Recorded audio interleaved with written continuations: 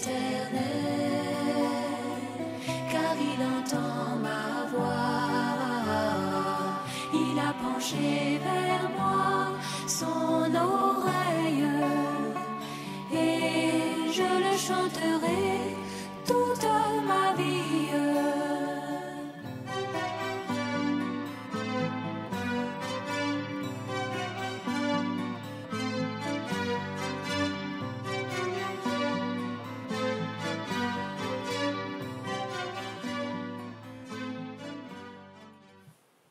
Gloire au Seigneur. Vous êtes heureux?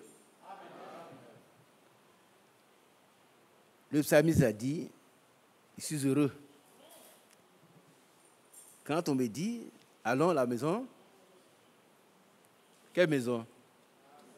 Du Seigneur. Donc quand on me dit de m'être heureux, ici on est heureux, on n'est pas triste. Alléluia. Parce que nous recevons la parole de Dieu qui est esprit et vie. Je voudrais vous saluer dans le nom du Seigneur. Merci d'être là, malgré le mauvais temps. Comme nous l'avons vu la semaine dernière, que c'est la foi qui vous pousse à venir. Qui le croit? Sinon, je ne sais pas ce que vous viendrez chercher ici. Vous serez quelque part en train de vous reposer à Swandé. Je le dis, en train de vous reposer. Vous savez, les gens qui ne croient pas, qui ne connaissent pas le Seigneur, ils ne connaissent pas les bonnes choses. Quand j'étais jeune, j'étais en stage chez un titulaire. Et puis, on est sorti, on est rentré ici à Gagnoua. Et sa femme me dit, mais monsieur l'inspecteur, ici on n'est pas au repos, les gens nous embêtent trop. Je lui dis, qu'est-ce qu'ils font, madame? Ils chantent tout le temps. Elle dit, il y a des gens, comme nous chantons, on dira des gens qui sont à côté.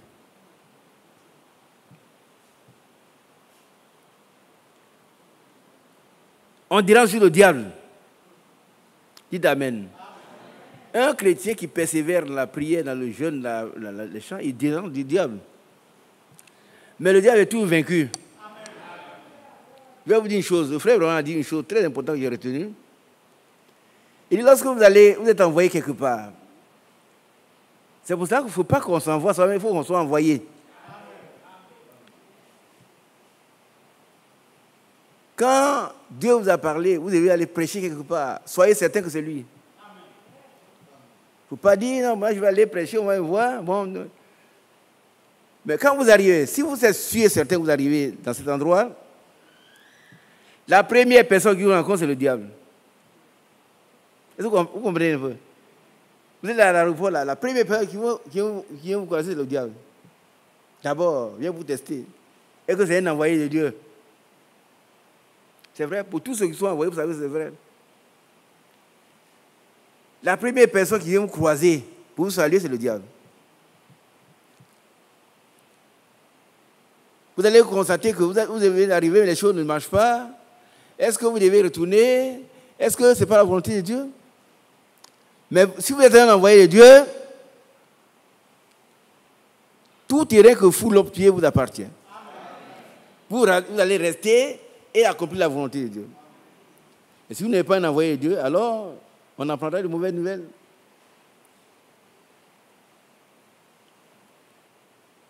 La foi, c'est une puissance. C'est la force qui triomphe du monde, la puissance. Alléluia. Et tout à l'heure, mon bien-aimé a fait une introduction dans laquelle il décrit que ceux qui n'ont pas été agréables à Dieu, ils n'ont pas été épargnés, mais on ne peut pas être agréable à Dieu sans avoir la foi. C'est ce qui est écrit dans le chapitre qu'il a lu, le chapitre 11. On va d'abord, avant de revenir à ce qu'il a lu, je vais vous rappeler l'importance de la foi dans le chapitre 10.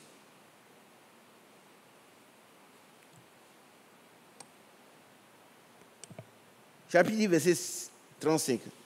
N'abandonnez pas donc votre assurance, à laquelle est attachée une grande rémunération.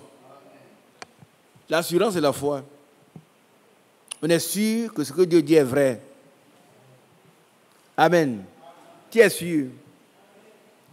Le chrétien converti, né de nouveau, il est sûr que tout ce que Dieu dit est vrai. Et la foi vient se reposer sur ce que Dieu dit. Et ce qui fait naître la foi, c'est la parole de Dieu.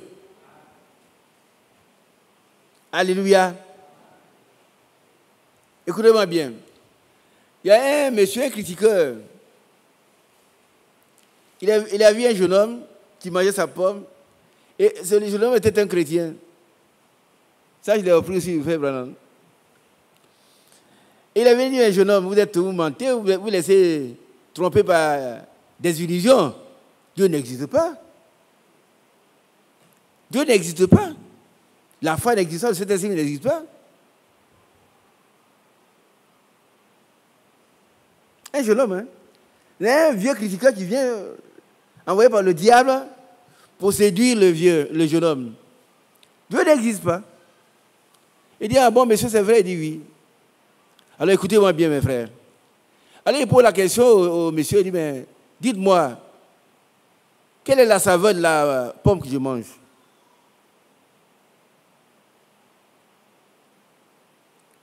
Qui a entendu la question?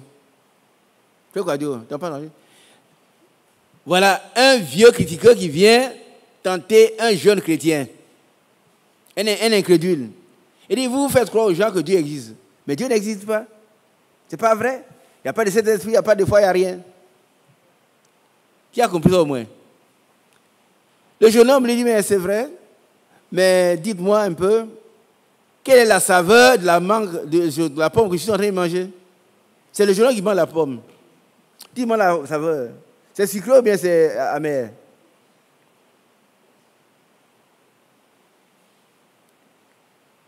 Et quelle doit être la réponse de cet homme ici honnête? Quelle a été sa réponse? Hein? Frère Cadeau? Ah non! Toi, tu manges une mangue, tu me poses la question. Si c'est une pomme, est-ce que le sucre, c'est acide? Oui? Qui a dit? Je ne sais pas. Le vieux dit, mais comment tu peux savoir?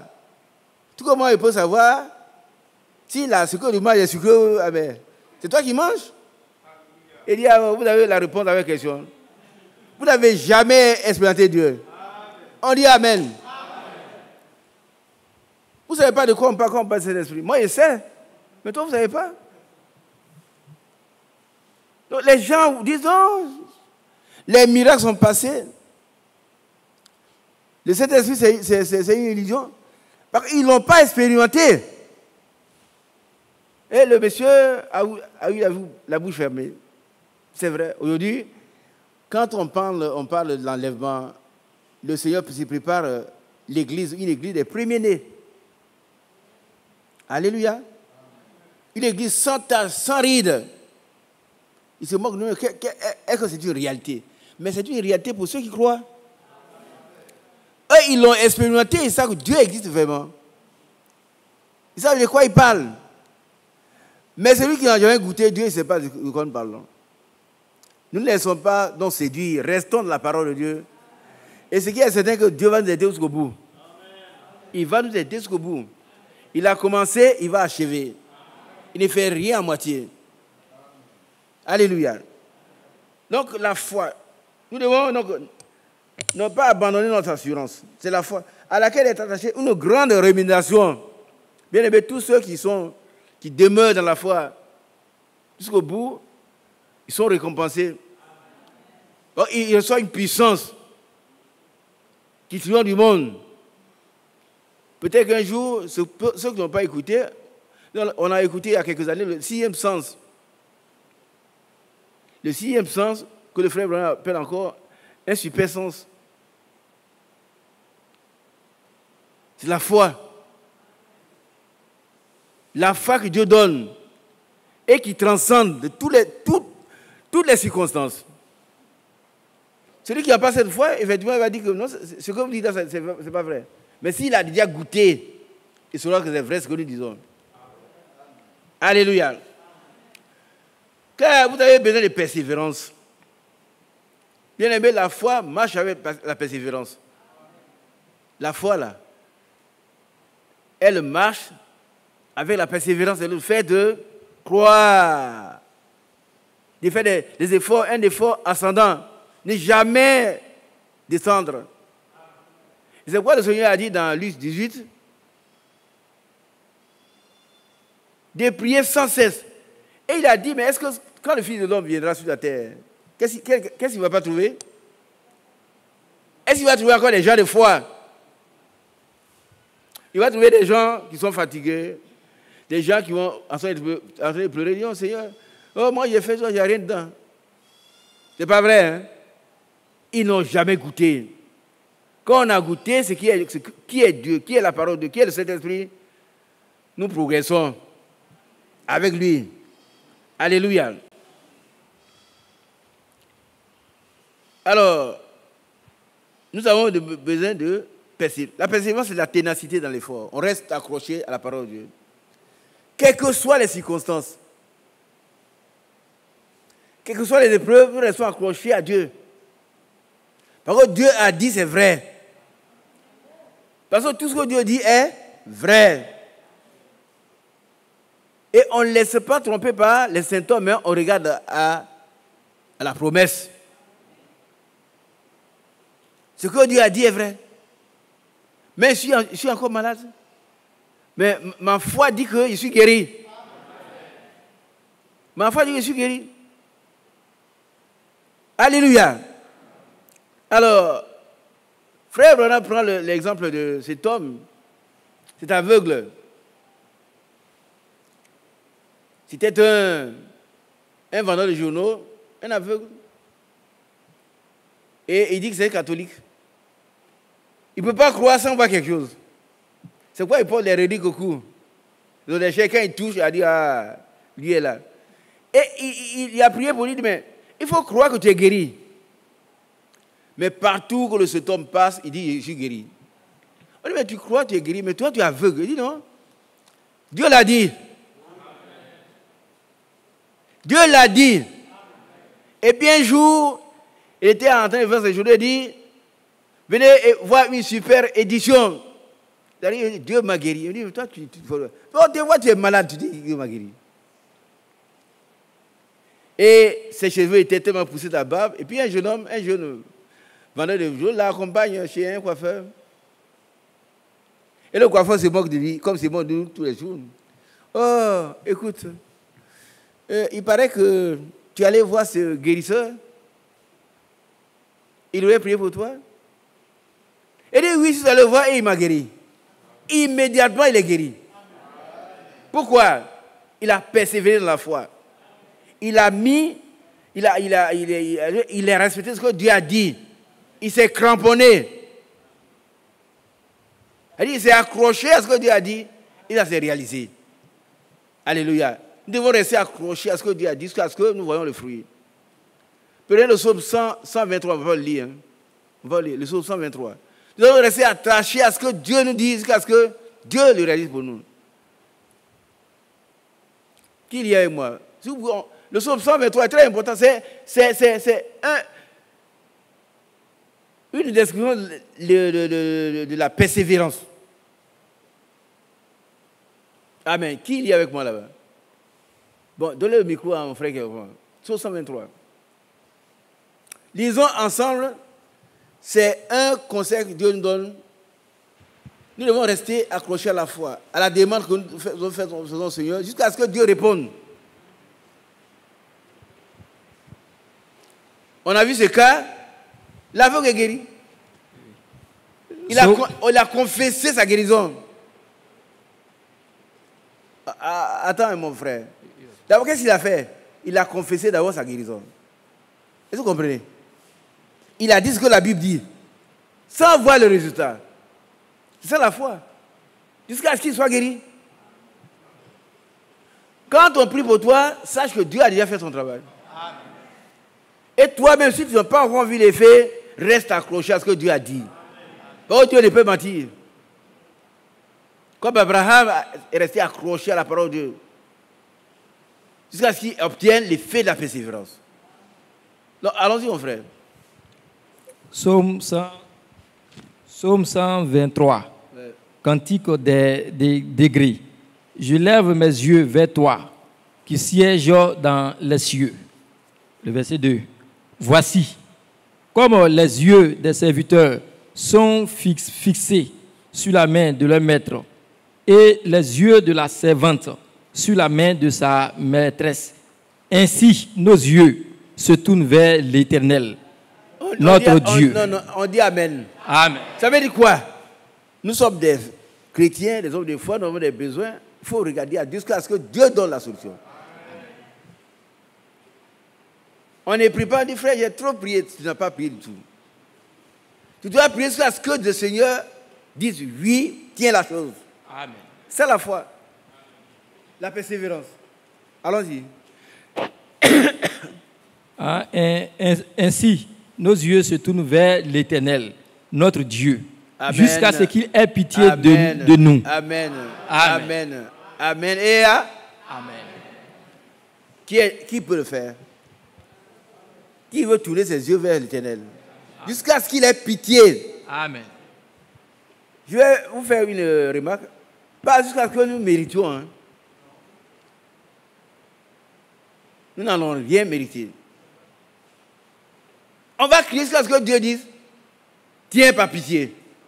Amen.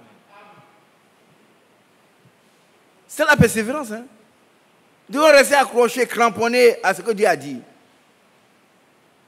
Jusqu'à ce que Dieu dise, mon fils, tiens, je mets fin à ta souffrance, je mets fin à ta maladie, je mets fin à ta sécurité, je mets fin à ceci, je mets fin à cela. Et je te donne. Mais c'est par la persévérance, la foi, qu'on hérite des promesses. Nous devons rester jusqu'à ce que. Bien aimé, allons-y. Verset 3. Aie pitié de nous. Aie pitié de nous. Éternel. Aie pitié de nous. Aie pitié de nous. C'est notre prière. Hein? La foi se manifeste, elle agit dans la simplicité, dans l'humilité. Amen. Quelqu'un qui est orgueilleux, il n'obtiendra rien de Dieu. Un homme orgueilleux, moi je demande, fais cela pour moi. Ce n'est pas ton petit copain. Ah non, non, non. Non. Non. Il est au ciel, c'est ton créateur, c'est Dieu. Il fait tout ce qu'il veut. Il nous donne ce qui nous manque par pitié.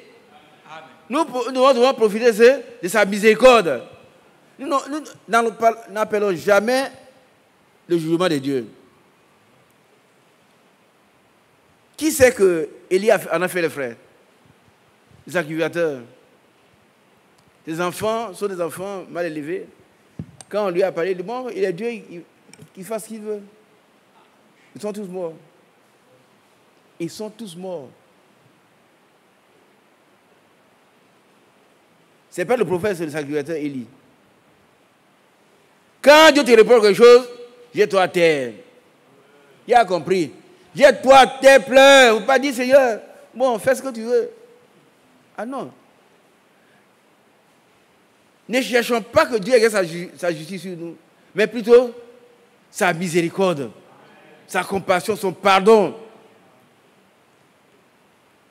Et crions à lui dans l'humilité, parce qu'il nous donne la chose.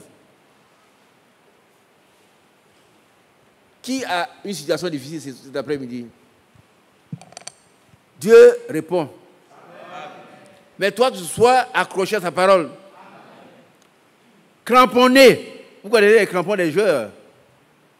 Il faut être cramponné à la parole, à la promesse, parce que Dieu dit, non, tiens. Amen. Amen.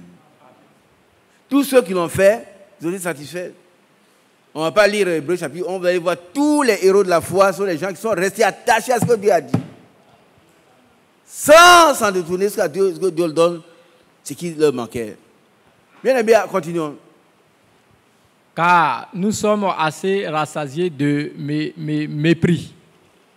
Verset 4. Notre âme est assez rassasiée des moqueries des orgueilleux, du mépris des hautains. C'est fini? Oui. Mais alors, qu'est-ce qu'on doit faire? Qu'est-ce qu'on doit faire si les gens se moquent de nous?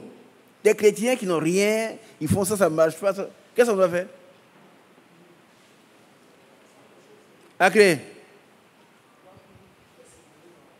Persévérer dans la foi, parce que Dieu ne nous a pas dit non. Jusqu'à ce que Dieu nous donne. Et il va le faire. Mais il veut voir si la chose nous intéresse. Tu as compris cela? Si ça ne t'intéresse pas, ce n'est pas lui qui est obligé. Hein. Toi, mettre ta chose, si ça ne t'intéresse pas, ce n'est pas lui qui t'est intéressé. Tu veux avoir une femme, tu veux avoir une maison, tu veux avoir un enfant, tu veux avoir un emploi, tu dois te préoccuper de la chose. Et tu sais que Dieu donne. Si tu cries au Seigneur, il va te le donner. Vous savez, il y a une théorie qui dit que Dieu sait qu'il y en a besoin, donc il n'est pas besoin de prier. Mais c'est lui qui a dit de prier. Luc 18, là. Qui a dit de prier? C'est pas Dieu? Il dit de crier jusqu'à ce qu'on donne. Fais comme cette femme veuve. Bien aimé, restons cramponnés à la parole de Dieu. Et à la fin, nous serons heureux. Aujourd'hui, nous sommes méprisés, mais demain, nous serons très heureux. Les gens vont se demander, mais pourquoi il a réussi comme ça, mais il s'est accroché à ce que Dieu a dit. Regardons aux promesses et non aux symptômes pour les maladies. Ne regardons pas aux circonstances, mais regardons à Dieu qui a promis. Et il va nous accorder l'objet de nos promesses. Relis ce passage pour nous encore. Psaume 123. Ceux qui n'ont pas lu, lisez-le, lisez. Et puis soyez cramponnés à ce que Dieu a dit. Psaume 123. Voilà. Cantique des degrés. Je lève mes yeux vers toi, qui sièges dans les cieux. Verset 2. Voici, comme les yeux des serviteurs sont fixés sur la main de leur maître, et les yeux de la servante sur la main de sa maîtresse. Ainsi, nos yeux se tournent vers l'Éternel, notre Dieu. Arrête-toi là. L'Éternel, non? Notre Dieu. Notre Dieu. On dit Amen. Amen. Notre Dieu est tellement bon, il ne va jamais rien nous refuser. Mais il veut que nous demandions avec ardeur, avec acharnement, avec foi, avec courage. L'apôtre Paul dit que personne ne se décourage. À la fin, nous serons bénis. Mais laissez-moi vous dire que le diable viendra vous séduire. Et on vous dit non, ça c'est pas grave, ça c'est pas vrai. Il parle de la foi tout le temps. Mais la foi, c'est la force, la puissance. Nous allons plus tard ajouter à cette foi autre chose. Mais maintenant, il faut que la base soit posée. Que chacun puisse expérimenter la vraie foi, le sixième sens, le super sens dont parle le frère Branham. Vous allez rester accroché aux promesses de Dieu jusqu'à ce que Dieu nous exauce. Ne regardons pas aux symptômes. Ça veut dire aux problèmes que nous avons. Mais regardons à ce que Dieu a promis. Oh frère, tu parles des fois, mais ma maison, je n'ai pas de maison, je ne pas payer. J'échoue toujours aux examens. Je suis toujours malade. Mais qui guérit? Qu'est-ce que l'apôtre Jacques a dit? Si quelqu'un est malade, qu'est-ce qu'il doit faire? Qu'il prie. Qu'il prie. Et la prière, la foi, guérira le malade. Il n'a pas dit que quelqu'un est malade, il n'a qu'à pleurer. Non. Qu'il prie. Et le Seigneur va le sauver, va le guérir. Alléluia. Restons accrochés à la parole de Dieu. Continuons, mon frère. Ainsi, nos yeux se tournent vers l'Éternel, notre Dieu, jusqu'à ce qu'il ait pitié de nous. Jusqu'à ce qu'il ait pitié de nous. Amen. Bien aimé, nous devons regarder ici, je vous en prie. Prendre l'engagement tous. Détourner le regard vers Jésus. L'auteur et le consommateur de nos foi, c'est lui. La foi n'a même prix que celle des apôtres. S'ils ont été exaucés, nous serons aussi exaucés. Mais il faut persévérer jusqu'à ce qu'il exauce. Amen. L'ennemi vient pour dire non, c'est pas vrai. Oh, toi, tu es tout là malade. Un jour, quelqu'un m'a confessé. Il dit, le frère Isaac, il prie pour les gens, il guérit, mais lui, il est tout malade. Moi, je n'ai pas entendu. Hein. C'est la personne qui est venue et dit, mais voilà ce que tu as dit. Il dit, mais que Dieu te bénisse. Ah oui, oui. C'est le diable, ce n'est pas elle. C'est le diable qui fait ce choses comme ça.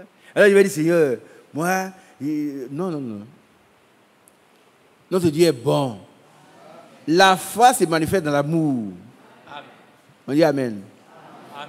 Dans l'humilité, dans la sagesse, dans la douceur. C'est pour ça que dans cette église, nous n'avons pas besoin de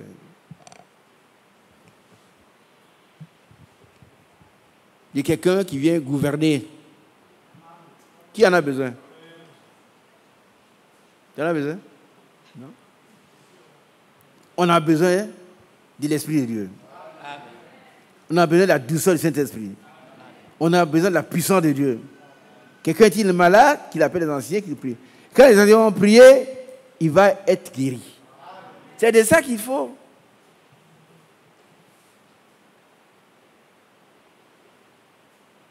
Amen. Amen. Restons dans la simplicité, dans l'amour. Quand quelqu'un te gifle un jour dans l'autre, ah, ça fait mal, hein? La foi marche avec l'amour. Ok. C'est facile. Quand on te frappe sur la joue gauche, tu donnes la joue droite. Oh, c'est la théorie? Non. Parce que Dieu va nous rendre capables. Dieu va nous rendre capables d'accomplir sa volonté, qui est d'aimer, de surmonter le mal par le bien. Il n'est jamais rendre le mal. La foi marche avec l'amour. Qui a bien compris? Tout va disparaître, tout. Les miracles. Mais l'amour va rester. Par contre, Dieu est amour. Et la foi marche avec l'amour. Les connaissances vont passer, les miracles vont passer, les prophéties vont passer, tout. L'amour va rester. Si nous avons l'amour, nous sommes vraiment heureux. Dieu habite en nous par son esprit. Alléluia. Restons accrochés, cramponnés à la parole de Dieu jusqu'à ce que Dieu fasse grâce. Notre Dieu, ce n'est pas un autre Dieu, notre Dieu. C'est notre Dieu, il nous appartient. Nous lui appartenons aussi. Qu'il nous fasse grâce. Lis ça pour nous faire. Continuons. Ainsi, nos yeux se tournent vers l'Éternel, Amen. Notre Dieu, Amen. Jusqu'à ce qu'il ait pitié de nous.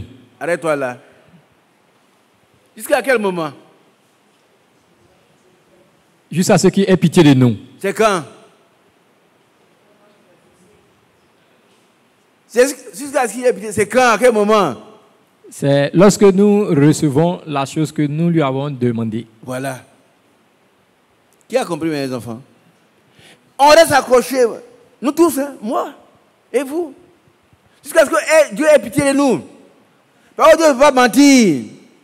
Il dit, je veille sur ma parole pour l'accomplir. S'il a dit, si tu demandes, je te donne, tu demandes, je vais te donner. Mais vous restez accrochés à la chose jusqu'à ce que Dieu donne. On a compris? L'échec vient du diable. Ah oui. L'échec peut être un objet pour éprouver quelqu'un. Si tu examines ta vie, qu'elle est normale, il n'y a pas de nombre entre Dieu et toi, c'est que tes souffrances sont des épreuves. Ces épreuves sont l'engrais de la foi.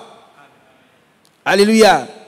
Tu restes tranquille et puis Dieu va te perfectionner à travers les épreuves. Maintenant, si à travers ces difficultés, si tu es toi qui as mal agi, qu'est-ce qu'on fait? On se jette à terre. On demande pardon, on s'humilie devant le Seigneur. Si on doit aller demander pardon à quelqu'un, il faut aller le faire. Si on doit aller restituer, il faut le restituer. Qui comprend? C'est difficile, hein? Je ne veux pas voler le livre de mon frère et puis venir voir le frère après. Il faut dire à Ezoa, comme vous êtes ensemble là. Non, il ne va pas dire, mais j'ai voulu son livre. Non, il faut que je remette son livre. Il faut aller réparer la chose là où on l'a fait. Alors Dieu nous exauce. Parce que si notre cœur ne nous condamne pas, Nous recevons de Dieu ce que nous demandons. Alléluia. Dieu soit loué. Nos yeux sont fixés sur toi, tournés vers toi jusqu'à ce que... Jusqu'à ce qu'il ait pitié de nous. Jusqu'à ce qu'il ait pitié de nous. Et il aura pitié de nous. C'est un Dieu de pitié, hein? Un Dieu de miséricorde, un Dieu d'amour. Il aura pitié de nous. Lis le psaume 130. Pour montrer que Dieu aura pitié de nous. Ceux qui tournent leur regard vers lui jusqu'à ce que... Psaume 130. Allons-y. Cantique des degrés. Du fond de l'abîme, je t'invoque, ô Éternel. Verset 2. Seigneur, écoute ma voix, que tes oreilles soient attentives à la voix de mes supplications. Si tu gardais le souvenir des iniquités, Éternel, Seigneur, qui pourrait subsister?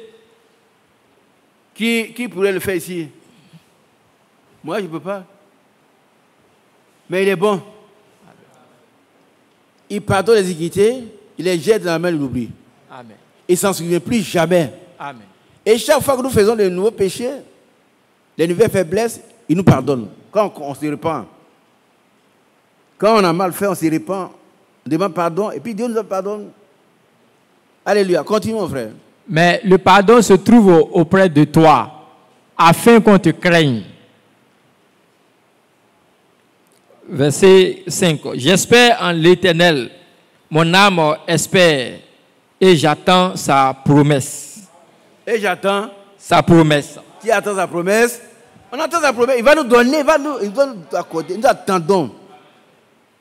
Ceux qui n'ont pas encore expérimenté le baptême de cet esprit, c'est un don. La promesse est pour vous, pour vos enfants, et pour ceux qui sont au loin, en aussi grand nombre que notre Seigneur les appellera. C'est nous. Chacun doit, humblement, par la foi, recevoir cet esprit. Alléluia. Dieu soit loué. Verset 6. Mon âme compte sur le Seigneur, plus que les gardes ne comptent sur le matin. Que les gardes ne comptent sur le matin. Verset 7. Israël, mets ton espoir en l'Éternel. On dit Amen. Amen. Comment tu t'appelles? Moi hein? c'est le frère communant. Frère quoi? Communant. Communant. Oui. Mets ton espoir en l'Éternel. Amen. Tu me dis la même chose, frère Isaac, mets ton espoir en l'Éternel. Lui, il ne peut pas te tromper. Amen. Quand tu espères en lui, il te prend à sa charge. Amen. Donc quand je relis Ésaïe 46, je vois que depuis avant même notre naissance, le Seigneur nous a pris en sa charge. Amen. Ayons la foi pour nous inclure. Tout ce qui nous est arrivé, Dieu le savait déjà. Ouais. Rien ne surprend Dieu. Amen. Vous savez, à telle période, telle chose devait arriver. Et il a pris tout ça en sa charge. Amen. Mais il faut avoir la foi pour accepter cela. Amen. Il faut avoir la foi. Amen. Amen. Dieu soit loué. Amen. Alors, Israël, mets ton espoir en l'Éternel, car la miséricorde est auprès de l'Éternel, et la rédemption est auprès de lui en abondance. On dit Amen. Amen. Ce n'est pas le châtiment, hein? C'est la rédemption. Le châtiment existe. Et c'est ce qui me ramène au terme d'introduction, où Dieu est un Dieu dévorant. Est-ce que vous comprenez? C'est un Dieu dévorant. Hein? Si on est rebelle, nous serons dévorés. Mais que Dieu nous rende obéissants. Donc la foi, elle est action et obéissance. Humblement avançons avec le Seigneur sur le chemin de la foi. Et Dieu va nous donner ce que nous cherchons. Alléluia. Amen. Vous savez, Dieu ne va pas nous donner la mort de nos ennemis. On n'a pas d'ennemis d'ailleurs. Il y a des gens qui vont te considérer comme des ennemis, mais toi tu n'es pas ennemi. Est-ce que vous comprenez un peu? Un chrétien n'a pas d'ennemi. Il y a des gens qui considèrent que toi es ennemi, mais toi tu n'es pas l'ennemi. Si ton ennemi a faim, donne-lui à manger, il a soif, donne-lui à boire.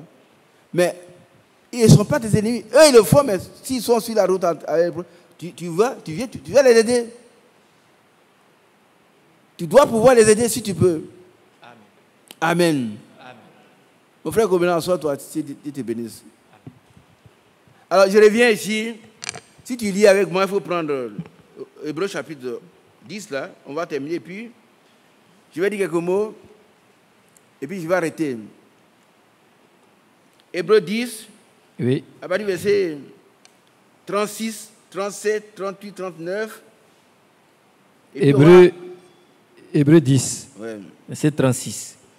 Car vous avez besoin de persévérance, afin qu'après avoir accompli la volonté de Dieu, vous obteniez ce qui vous est promis. Nous avons besoin de persévérance, de persistance. C'est une persistance. Hein? Il faut rester accroché à la chose parce que...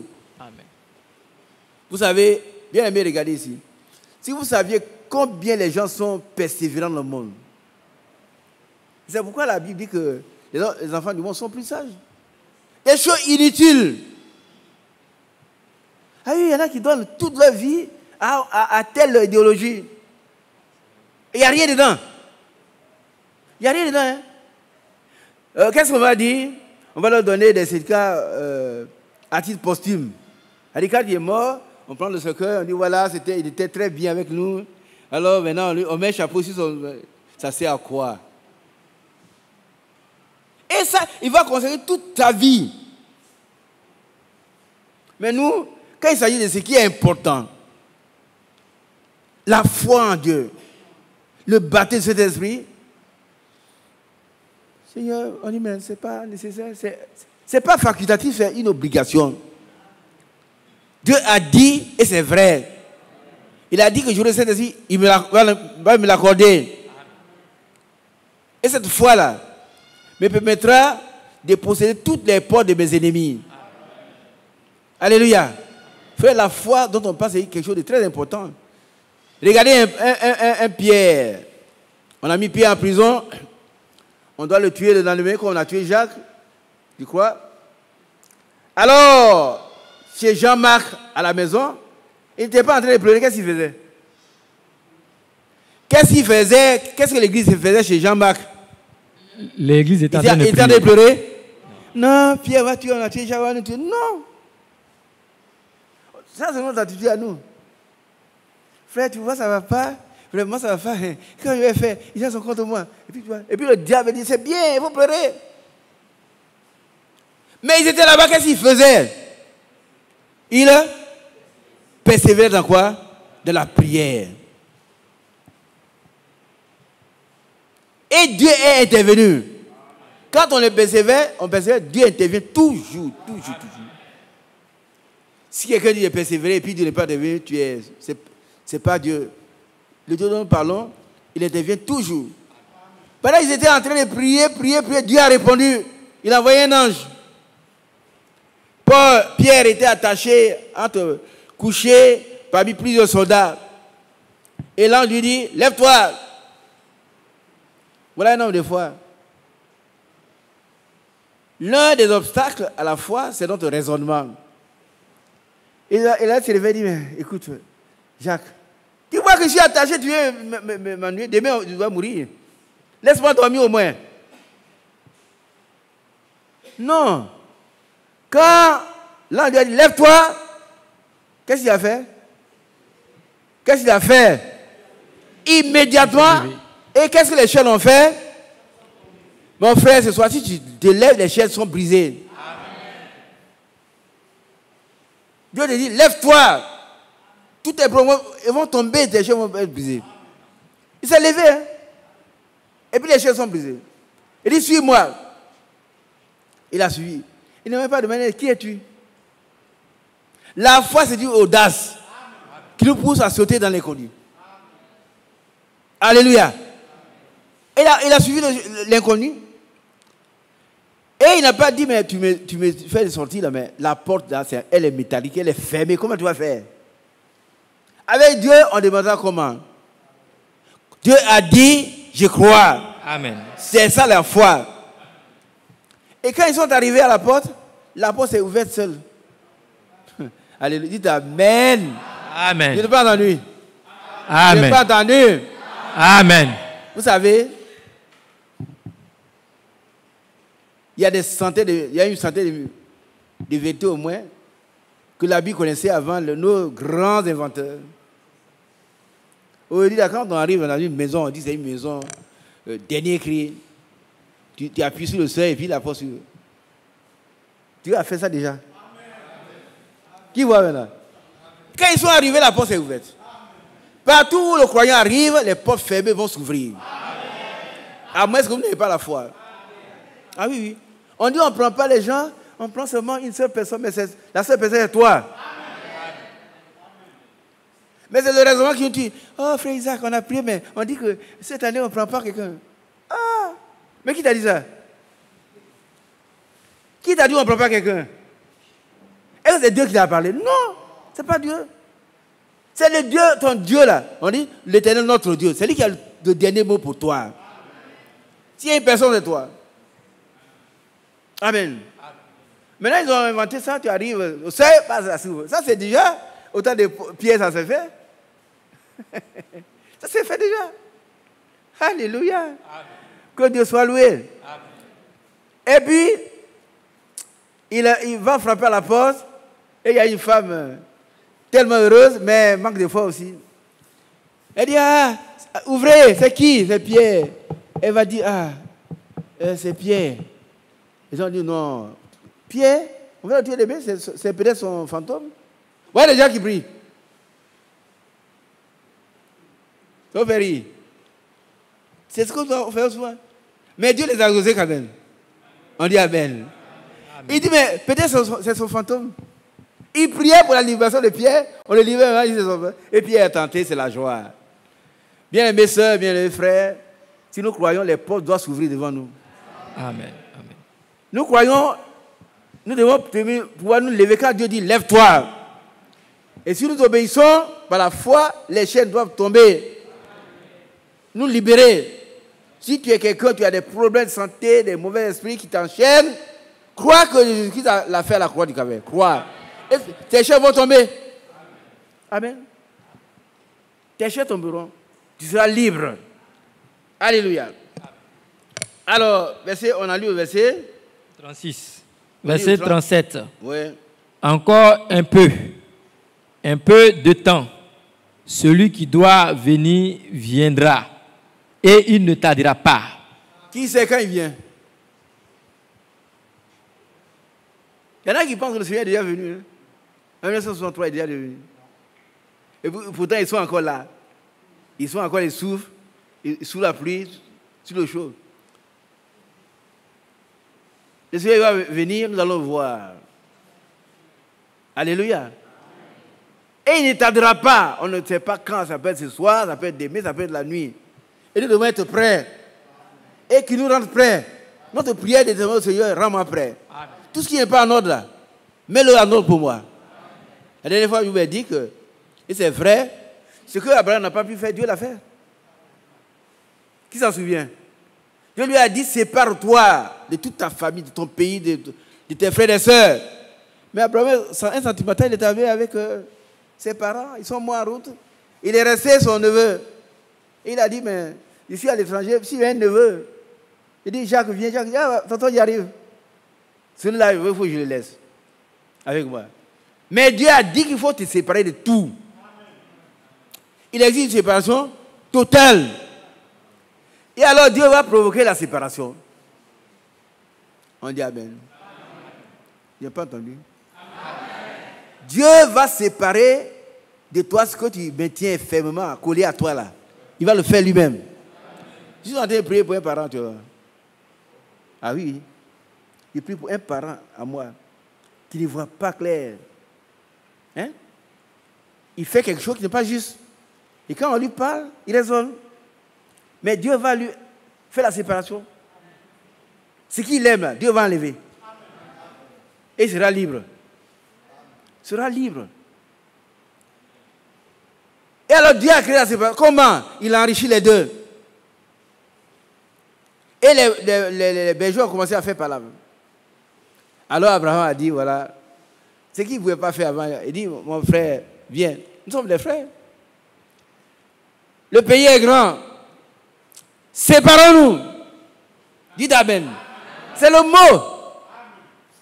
Il ne voulait pas, mais dans l'acte, il s'est séparé. Tu vas à gauche, je vais à droite. Et puis, le genou a choisi la meilleure part. Mais, vous voyez que même si on se sépare, on aime toujours. Tu comprends? La séparation, c'est biblique. Hein? Mais on ne se sépare pas pour être des ennemis. Hein? On aime toujours. L'autre est allé là-bas, mais quand il avait trouvé, qui est allé sauver? Abraham. Si tu as quelque chose dans ton cœur, parce que tu t'es séparé de quelqu'un, tu n'es pas encore né de nouveau. Ah oui. Tu n'es pas né de nouveau. Hein? Si quelqu'un ne t'aime pas, que toi aussi tu ne l'aimes pas, c'est là que tu vas voir, si tu l'aimes, tu vas voir ta chrétienté, là c'est vrai. Pour le Seigneur, il a donné sa vie pour toi et pour moi. Nous les pécheurs, c'est lui qui l'a crucifié.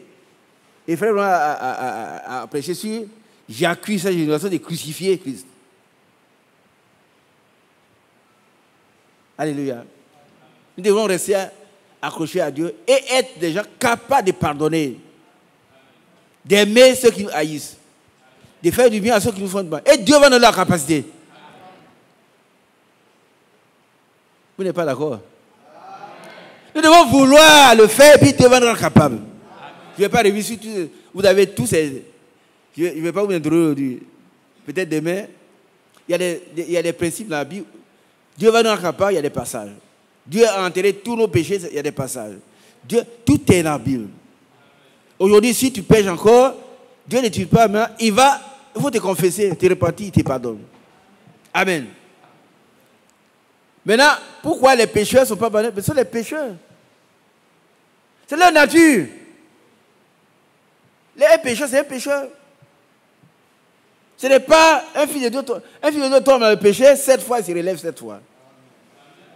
Ça ne vous plaît pas? Amen. Vous n'êtes pas heureuse? 7 fois tombe dans le péché, 7 fois, il te relève. Amen. Mais ce n'est pas ceux qui pêchent volontairement. Non, non, non. Un pécheur, il ne pêche pas volontairement. Mais s'il tombe dans le péché, 7 fois, Dieu le ramène. Alléluia. Alors, mon ami, continuons. Verset 38. Et mon juste vivra par la foi. Mais s'il se retire, mon âme ne prend pas plaisir en lui. Mon juste vivra par la foi. Et Habakkuk 2 dit, mon juste vivra par sa foi. C'est par la foi que nous vivons. Hein? C'est par la foi. Chacun a une foi. On doit prier pour nos enfants, mais pour qu'ils soient sauvés, ils soient guéris, mais c'est notre foi. Chacun vit par sa foi. Cette femme qui a perdu ça pendant 12 ans, elle a été guérie par sa foi. Alléluia. Amen. Elle dit, si j'ai pu toucher sa robe, je serai guérie. Et quand elle a touché la robe du Seigneur, une vertu est sortie, une puissance. Amen. Elle a vécu, elle a été sauvée. Le salut du corps a été exercé.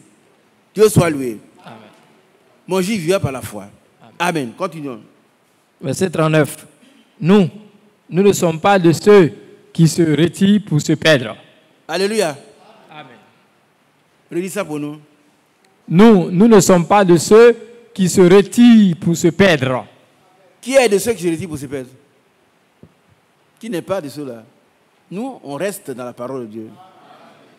Quoi qu'il advienne, on ne se retire pas pour se perdre. Non, non. Mais continuons. Mais de ceux qui ont la foi pour sauver leur âme. Amen.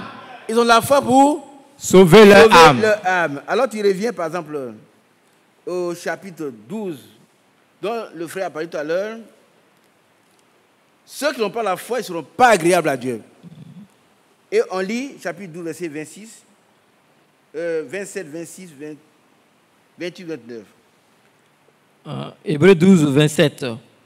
Ces mots, une fois encore, indiquent le changement des choses ébranlées, comme étant faites pour un temps, afin que les choses inébranlables subsistent. Oui.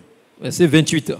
C'est pourquoi, recevant un royaume inébranlable, Montrons notre reconnaissance en rendant à Dieu un culte qui lui soit raisonnable, avec piété et avec crainte. Car notre Dieu est aussi un feu dévorant. On dit Amen. Amen. Il faut avoir la foi pour pouvoir rendre un culte agréable à Dieu. Les choses inébranlables sont les choses qui persistent.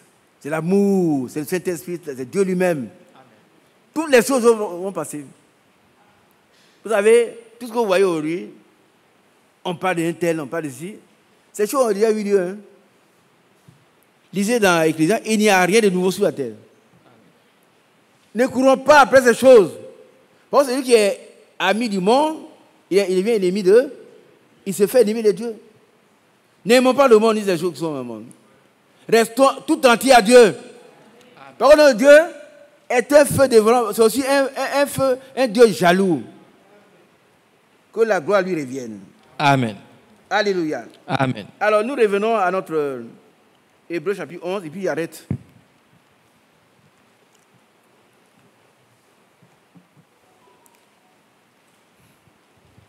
Hébreux 11, verset 1. Or, la foi est une ferme assurance des choses qu'on espère, une démonstration de celles qu'on ne voit pas. Pour l'avoir possédée, les anciens ont obtenu un témoignage favorable. Gloire à Dieu. Amen. Nous devons nous aussi avoir un témoignage favorable. On va tourner pour montrer l'importance de la foi, frère. Verset 3, c'est pas la foi. Non, non, non, non. On va tourner pour voir où on parle d'Enoch.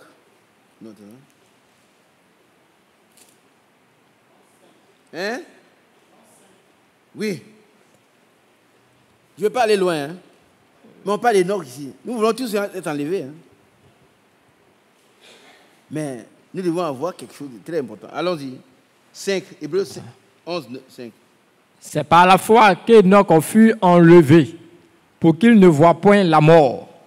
Et il ne parut plus parce que Dieu l'avait enlevé. Qui veut être enlevé, frère? Il faut avoir la foi.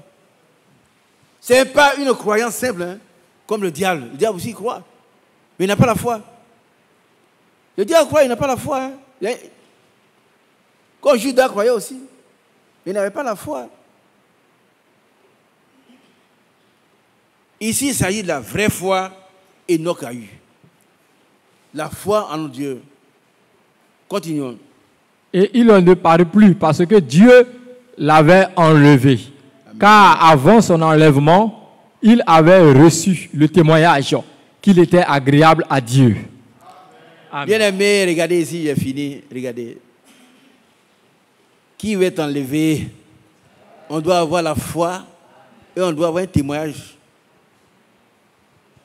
Le Seigneur donne son Esprit Saint. Il doit donc entériner notre foi et nous remplir son esprit. Cet esprit. Nous devons être agréables à lui. On ne prépare pas l'enlèvement dans, comment on appelle ça, dans l'incrédulité. C'est par la foi, c'est par la foi, c'est par la foi. Et Enoch, lui, fut enlevé. Mais avant d'être enlevé, il a eu un témoignage agréable à Dieu. Qui était agréable à Dieu. Amen. Amen. Bien aimé, si nous faisons palabre dans les quartiers, on se bat, on n'a pas la foi, on n'a pas un témoin agréable. Si c'est même devant les hommes, ce n'est pas devant Dieu qu'on va avoir un témoin agréable. Mais ayons une foi. La foi qui est action et obéissance. La foi qui est amour. Amour. La foi, elle est pardon. Amen. La foi est liée au pardon. Regardez dans Marc chapitre 11. Tout ce que vous avez dans la prière, croyez que vous allez réussir, le devez s'accomplir. Mais pendant que vous êtes en train de prier par la foi, si vous souvenez que quelqu'un vous a fait du mal, pardonnez. Sinon, vous n'avez pas pardonné, vous n'aurez pas la chose. Qui a compris? Nous prions pour la foi, mais tout ce que quand quelqu'un, vous gardez ça, vous n'aurez rien. Ne dites pas que Dieu a menti, hein, c'est vous qui êtes hypocrite. Dieu n'exauce pas les hypocrites. Si tu as quelqu'un, il faut pardonner. Alors tu seras exaucé. Alléluia. Amen. Alors, je vous ai donné l'exemple des gens pour lesquels le frère Branham a prié. Et ils ont persévéré. Je prends un autre exemple, puis on arrête. Il y a une femme qui ne mangeait pas, elle a un ulcère d'estomac, elle ne pouvait pas manger. Et puis, elle est venue à la prière, le frère a prié pour elle, dire, tu es guérie. Elle est partie, elle ne pouvait pas manger. Et puis, elle continue à confesser, je suis guérie. Mais c'est pas mais toi, tu es guérie là. Est-ce que tu manges maintenant? Elle dit, non, je ne mange pas, mais je crois que Dieu m'a guéri. Combien sont parmi nous qui peuvent faire ça? On fait le repas, non, manger, mais je crois que Dieu m'a guéri. Non. Elle dit que Dieu m'a guéri. Et puis, elle sait que ça ne va pas. Et puis un jour, les enfants sont allés à l'école, ils ont laissé un peu de... Ce qu'ils ont mangé, un petit reste. Quelque chose, elle a senti une force en elle, elle a mangé. Elle s'attendait au pire. Elle n'a rien eu. Bon. Elle est allée prendre des omelettes, elle a fait des œufs, elle a fait omelettes avec du pain. Elle a mangé. Elle a donné 30 minutes, 1 heure, elle n'a rien. Elle a fait un bon repas. Alléluia! Le bon repas est réservé à ceux qui ont foi. Et la persévérance. Combien de temps ça a duré? Il ne sait pas. Elle a mangé, elle n'avait rien. Et puis sa voisine, qui était à côté d'elle, elle dit, ah, mais tu manges maintenant? Elle dit, mais Dieu m'a guéri. Elle dit, ah, je vais aller dans ton église. Elle vient aussi. Elle avait une grosse tumeur au cou. On a prié pour elle. Elle est partie à la maison. Elle dit aux gens, je suis guéri. On dit, mais tu es guéri, mais tu es maintenant. Ta tumeur est là, tu dis qu'elle est guérie. Elle dit, si cet homme qui a reconnu ce que j'ai fait, qui je suis, m'a dit, je suis guéri malgré la tumeur. Amen. Dieu te connaît. S'il dit que tu es guéri, tu es guéri. Amen. Le don du discernement que Dieu, le frère avait, ça vient de Dieu. Le Seigneur lui-même est là actuellement. Il te connaît. S'il dit que ce que tu dis c'est vrai, crois. Alors on est suite parti, mais son mari dit, mais tout pas dit, je suis guéri. Son mari dit, ma chérie, tu es guéri, mais quand même, il ne faut pas jeter le problème sur Dieu. On voit comment la tumeur, tu dis qu'il est guéri. Et puis, elle chante ça partout sur guéri. Elle va se coucher une nuit, elle dort profondément. Le matin, elle se réveille, elle regarde ici. Elle regarde là, elle prend un miroir, la tumeur a disparu. Allez l'écouter, c'est le super sens. Hein. On va prendre du temps pour écouter le super sens. Ça a disparu. Elle est venue, alors là. Vous n'avez pas dit que je ne suis pas guéri. Elle est guérie. Prenons du moins persévérant jusqu'à ce que nous voyons les résultats. Alléluia. Alléluia. Alors que le Seigneur soit béni. Donc voilà. Que Dieu nous fasse grâce. Que nous puissions le prendre le mot. La foi, c'est la puissance qui triomphe du monde. Nous devons rester accrochés à Dieu jusqu'à ce que Dieu nous donne ce que nous cherchons. Persévérons dans l'amour. Dans l'amour, dans la foi, dans la douceur, dans la simplicité. Est-ce qu'on a compris? Dans le pardon. Alors Dieu est prêt à nous donner ce que nous demandons. Par contre, selon Marc 11, on va lire pour Marc 11, verset 20.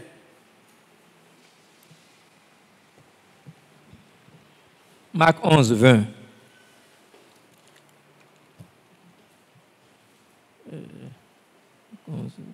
Le matin, en passant, les disciples ont vu le figuier séché jusqu'aux racines.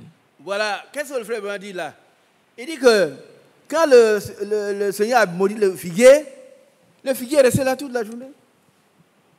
Donc quand on prie pour toi là, la maladie peut rester encore toute la journée. Qui a compris? Continuons. Eh bien, pourquoi ça s'est séché? Ça a commencé par ses racines. Donc, quand ton cancer et ta maladie commencent par la racine, elle sèche. Et puis elle disparaît. Le lendemain, on vient, c'est fini. Dieu aurait pu envoyer des éclairs pour tuer l'arbre. Non, il ne fait pas comme ça, Dieu. Dieu, il s'explique là dans la simplicité. Il est simple. C'est pourquoi les gens ne croient pas. Dieu, mais c'est trop simple. C'est Dieu. Il actionne tout ce qu'il fait dans la simplicité. Continuons.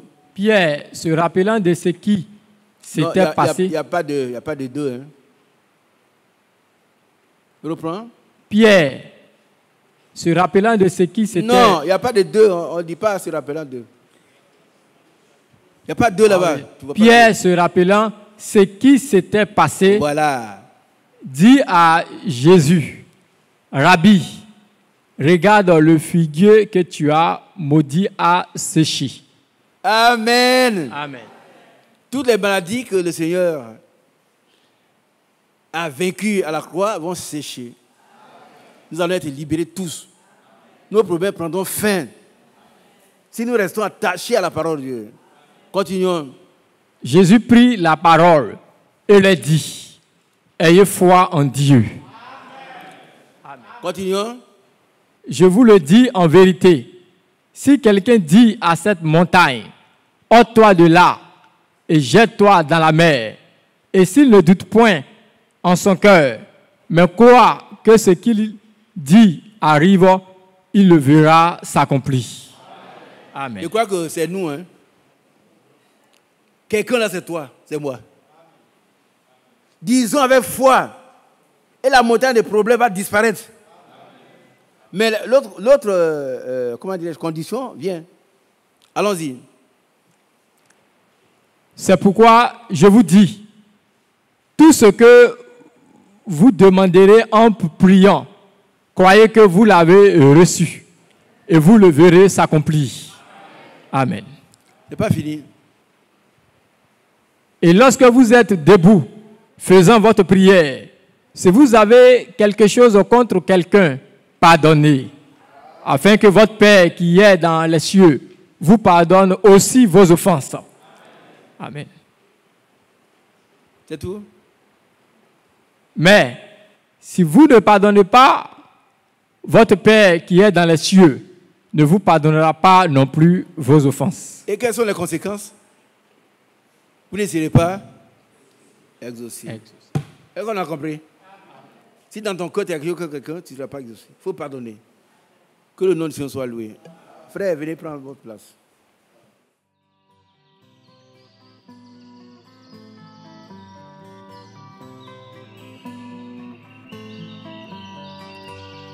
J'aime l'Éternel, car il entend ma voix. Il a penché